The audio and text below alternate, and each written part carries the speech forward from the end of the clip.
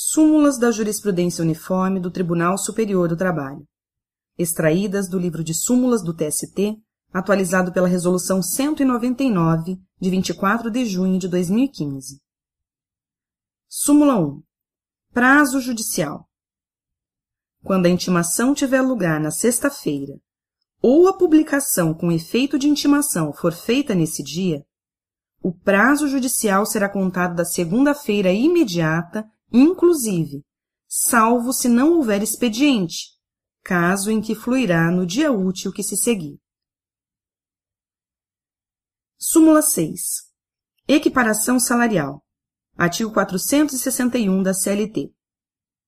A redação do item 6 dessa súmula foi alterada pela Resolução 198 de junho de 2015. 1. Para os fins previstos no parágrafo 2º do artigo 461 da CLT, só é válido o quadro de pessoal organizado em carreira quando homologado pelo Ministério do Trabalho, excluindo-se apenas dessa exigência o quadro de carreira das entidades de direito público, da administração direta, autárquica e fundacional, aprovado por ato administrativo da autoridade competente. 2.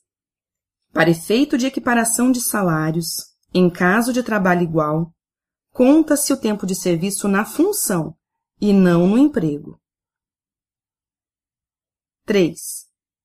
A equiparação salarial só é possível se o empregado e o paradigma exercerem a mesma função, desempenhando as mesmas tarefas, não importando se os cargos têm ou não a mesma denominação. 4.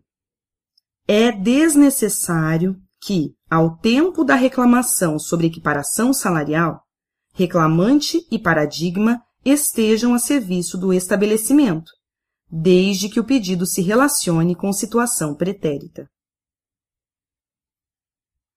5. A cessão de empregados não exclui a equiparação salarial, embora exercida a função em órgão governamental estranho à cedente, se esta responde pelos salários do paradigma e do reclamante. 6. Presentes os pressupostos do artigo 461 da CLT, é irrelevante a circunstância de que o desnível salarial tenha origem em decisão judicial que beneficiou o paradigma, exceto a. Se decorrente de vantagem pessoal ou de tese jurídica superada pela jurisprudência de corte superior, e exceto b.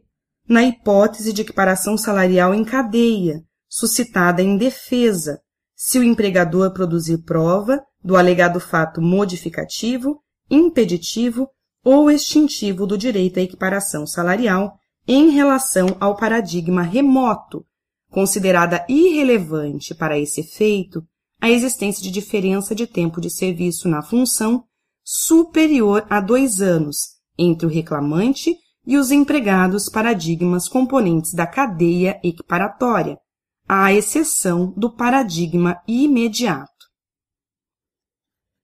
Então, presentes os pressupostos do artigo 461 da CLT, é irrelevante a circunstância de que o desnível salarial tenha origem em decisão judicial que beneficiou o paradigma.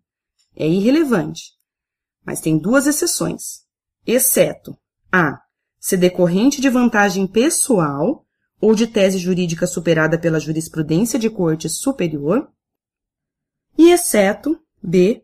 Na hipótese de equiparação salarial em cadeia, suscitada em defesa, se o empregador produzir prova do alegado fato modificativo, impeditivo ou extintivo do direito à equiparação salarial em relação ao paradigma remoto, considerada irrelevante para esse efeito a existência de diferença de tempo de serviço na função superior a 2 anos entre o reclamante e os empregados paradigmas componentes da cadeia equiparatória, à exceção do paradigma imediato.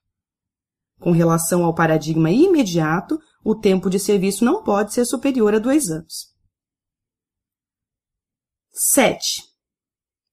desde que atendidos os requisitos do artigo 461 da CLT, é possível a equiparação salarial de trabalho intelectual, que pode ser avaliado por sua perfeição técnica, cuja aferição terá critérios objetivos. 8.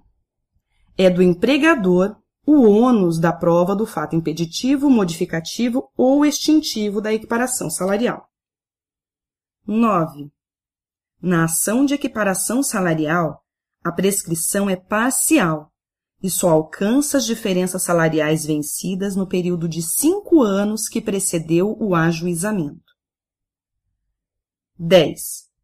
O conceito de mesma localidade, de que trata o artigo 461 da CLT, refere-se, em princípio, ao mesmo município ou a municípios distintos que comprovadamente pertençam à mesma região metropolitana.